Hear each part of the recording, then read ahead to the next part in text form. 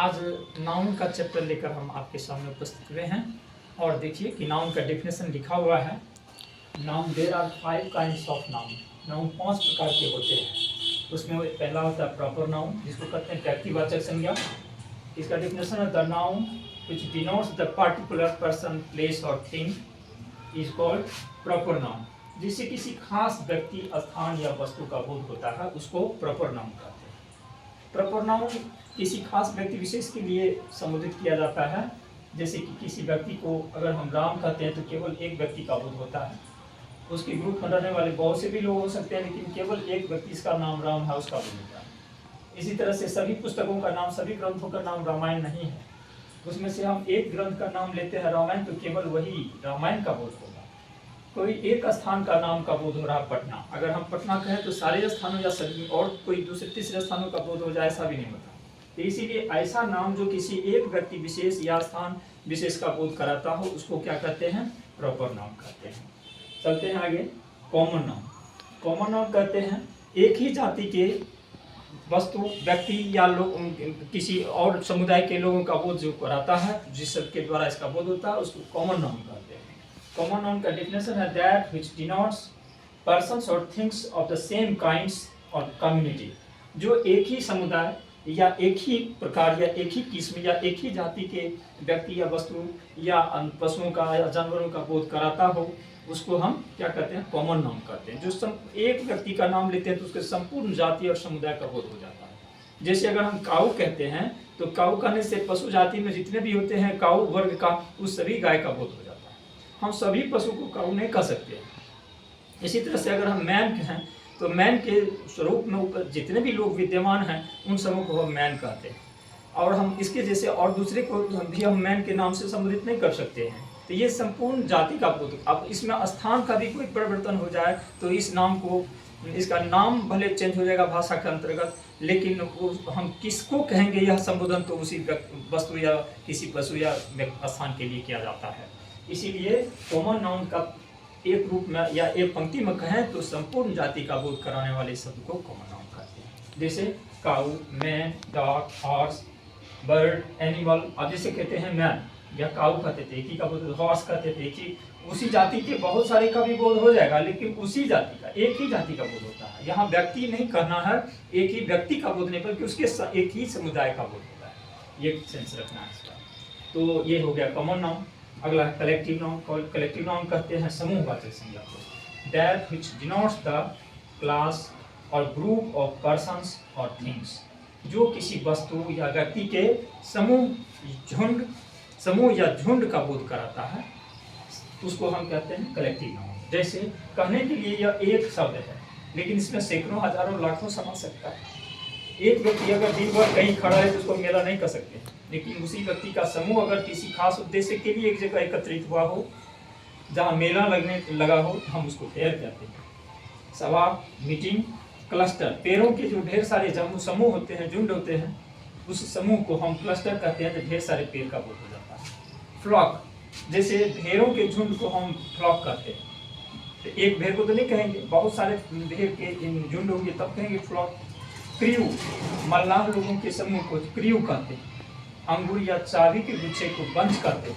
ये सब समूहवाची शब्द है, जिसमें एक शब्द का नाम लेने से ही बहुत सारे का उसके समूह में जितने आते हैं सबका बोध हो जाता है। इसलिए ये कलेक्टिव नाउन कहा जाता है। आगे है abstract noun. That which denotes the quality, state और एक्शन ऑफ ए पर्सन और thing. That which denotes the quality, state और एक्शन ऑफ द थिंग। तो वह क्या है? किसी वस्तु या व्यक्ति के गुण, स्वभाव, अवस्था या उसके कार्य का जो बोध कराता है उसको हम एब्स्ट्रैक्ट नाउन कहते हैं। एब्स्ट्रैक्ट नाउन का ये परिभाषा है, जैसे मिठाई तो हम खाते हैं, लेकिन उसके अंदर रहने वाला जो उसका मिठास जैसा गुण है वही एब्स्ट्रैक्ट नाउन कहलाता है, जिसको हम देख नहीं सकते, केवल अनुभव कर सकते हैं। ये अनुभव गम्य चीज होता है। जैसे चाइल्डहुड, बचपन हम आकार प्रकार से नहीं, बल्कि उसके अंदर कुछ ऐसा हाव भाव रहता है जिसको हम अपने अनुभव के आधार पर परख सकते हैं कि ये उसके जो ये अवस्था है ये कैसी है, बुढ़ापा है या बचपन है, या कहीं किसी के साथ जो रिलेशन है तो मित्रता है या और कैसा है। इन ये सभी जितने भी ये शब्द होते हैं, ये सब इसको हम एब्स्ट्रैक्ट नाउन कहते हैं। अब एक तो इसमें और समझ लीजिए, जैसे कि यहाँ ऑनेस्ट लिखे हैं, ऑनेस्ट, हम ऑनेस्टी कह सकते हैं, ऑनेस्ट नहीं। ब्रेव है तो ब्रेवरी कह सकते हैं। यहाँ देखिए ऑनेस्ट आदमी होता है, उसके अंदर रहने वाला जो गुण है ऑनेस्टी का, उसको तो कोई नहीं देखा है, तो ये ऑनेस्टी इसका एब्स्ट्रैक्ट नाउन है। उसके अंदर जो ईमानदारी का गुण है, वह ईमानदारी जैसा गुण, वह उसका एब्स्ट्रैक्ट नाउन होता है। अब व्यक्ति में जो यह गुण होता है, तब उस व्यक्ति को हम ईमानदार कहते हैं। तो इसीलिए ईमानदार किसी व्यक्ति विशेष के लिए होता है, और उसके अंदर छुपे हुए जो गुण होते हैं उसको हम ईमानदारी कहते हैं, वही ईमानदारी उसका एब्स्ट्रैक्ट नाउन होता है। इससे स्पष्ट होता है कि ये एब्स्ट्रैक्ट नाउन क्या चीज़ है। आगे होता है मटेरियल नाउन। मटेरियल नाउन मतलब होता है द्रव्यवाचक संज्ञा। द्रव्यवाचक संज्ञा उसको कहते हैं जिसे हम माप सकते हैं, जिस वस्तु को, जिस पदार्थ को हम माप सकते हैं या तौल सकते हैं, लेकिन उसको गिनती नहीं कर सकते, उसको हम मटेरियल नाउन कहते हैं। डिफिनेशन से है that which denotes such a substance, जो किसी ऐसे पदार्थ का बोध कराता हो, व्हिच कैन बी वेट और मेजर्ड, जिससे तौला जा सके या मापा जा सके, but not be counted, is called material noun. लेकिन उसकी गिनती नहीं की जा सके, उसको मटेरियल नाउन की जा सकते कहते हैं। तो इस प्रकार आप देखिए, शुगर, चीनी को हम नहीं गिन सकते, मिल्क को नहीं गिन सकते, साल्ट को नहीं गिन सकते, सैंड को नहीं गिन सकते हैं, फ्लोर को नहीं गिन सकते, ढेर सारे असंख्य वस्तुएं हैं। इसका हिंदी में भी हमने दिया है, जिस पदार्थ को मापा तौला जाए पर उसे गिना नहीं जा सके, उसे मटेरियल नाउन कहते हैं। इस प्रकार नाउन 5 प्रकार के होते हैं। ये सभी 5 प्रकार आपको हम बतला दिए। इसमें एक टेबल के द्वारा हम आपको जो मॉडर्न इंग्लिश ग्रामर के अनुसार नाउन के 3 भेद किए हैं, 3 वर्ग में विभाजित किया गया है नाउन को, उसको भी हम एक टेबल के सहारे आपको समझा देते हैं। संक्षिप्त रूप से आप समझ जाएंगे। सामने देखिए,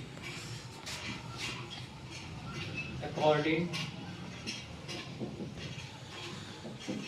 to modern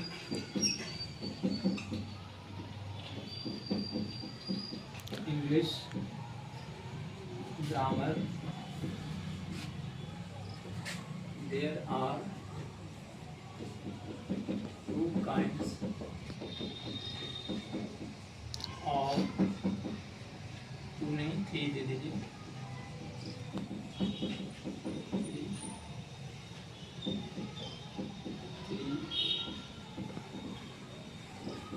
3 kinds of noun। Noun के 3 भेद माने गए हैं। एक का नाम है, इसको दे दीजिए नाम, प्रॉपर नाउन। इसका नाम होगा काउंटेबल नाउन, काउंटेबल नाउन, और इसका मतलब है अनकाउंटेबल,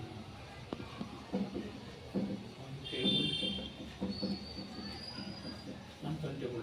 इसका मतलब होता है गणनीय संज्ञा, गणनीय संज्ञा। इसका मतलब क्या होता है? गणनीय संज्ञा। इसका मतलब होता है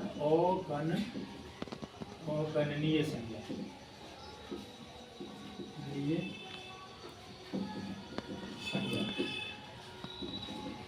देखिए ये अगणनीय संज्ञा हो गया।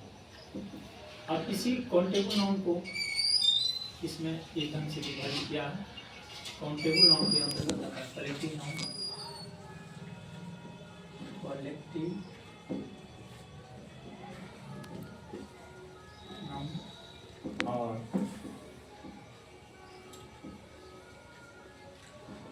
Common noun. इसमें आता है कलेक्टिव नाउन और common noun.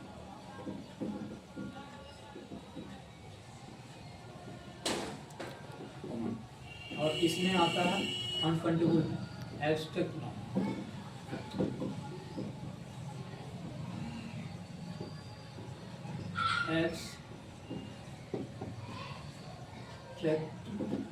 Noun,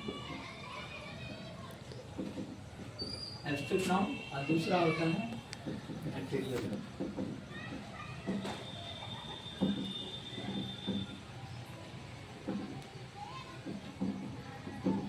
material noun. अब अंदाज लगा सकते हैं कलेक्टिव नाउन किसे कहते हैं और कॉमन नाउन किसे कहते हैं। यहाँ तो डिफिनेशन दिया हुआ है, इसी से समझ जाइएगा कि कलेक्टिव नाउन और कॉमन नाउन दोनों मिलाकर के काउंटेबल नाउन कहलाता है, जिसको हम गिन सकते हैं। कॉमन नाउन के अंतर्गत जितने भी वस्तु आते हैं, गाय, डॉग, मैन और या फेयर या क्रू या क्लस्टर, बंच, इस सब पर गिनती किया जा सकता है अगर गिना जाए तो, इसलिए इसको काउंटेबल नाउन कहा गया है। और उसके बाद है एब्स्ट्रैक्ट और मटेरियल नाउन। एब्स्ट्रैक्ट और मटेरियल नाउन जो होता है वह अनकाउंटेबल होता है, क्योंकि उसकी गिनती करना संभव नहीं है। जैसे भाववाचक संज्ञा है, किसी बुढ़ापा, मिठास, ईमानदारी, ऐसे शब्दों की क्या गिनती हो सकती है। यह तो नैसर्गिक गुण है, जो अनुभव गम गुण है, जिसको अनुभव के आधार पर हम जान सकते हैं, उसको हम कैसे गिन सकते हैं, असंभव है। इसी तरह मटेरियल, बालू को कौन गिनेगा, पानी को कैसे गिना जा सकता है, शुगर को कैसे गिना जा सकता है। तो इससे साबित होता है कि ये दोनों मिलकर के अनकाउंटेबल नाउन है कहलाता है। तो आधुनिक ग्रामर के विद्वानों ने, मॉडर्न इंग्लिश ग्रामर के विद्वानों ने इसीलिए नाउन को 3 भागों में बांटा है, जिसको कहते हैं प्रॉपर नाउन। प्रॉपर नाउन में आता है जैसे कि राम, श्याम, मोहन, पटना, इसके लिए तो अकेले अकेले ये होता है। दूसरा आता है काउंटेबल नाउन। काउंटेबल नाउन में आता है कलेक्टिव और कॉमन नाउन। और अनकाउंटेबल नाउन उसको कहते हैं जिसकी गिनती नहीं की जा सकती है। तो पुराने चीज को ही 3 रूप में 3 अलग अलग नाम से संबोधित किया गया है, जो मॉडर्न इंग्लिश ग्रामर के आधार पर है। इसके अतिरिक्त हमने इससे पहले वाले वीडियो में आपको बताए थे कि नाउन के 2 भेद होते हैं, कंक्रीट नाउन और दूसरा होता है एब्स्ट्रैक्ट नाउन। और उसी में सभी को सन्निहित कर लिए हैं एक टेबल दे करके, तो आप उसको भी देख लेंगे। और उसके बाद ये जो दिए हैं आज, इस प्रकार आपको नाउन का चैप्टर पूर्ण हुआ। इससे आगे का चैप्टर अगले दिन लेकर आपके सामने हम फिर मिलेंगे। धन्यवाद।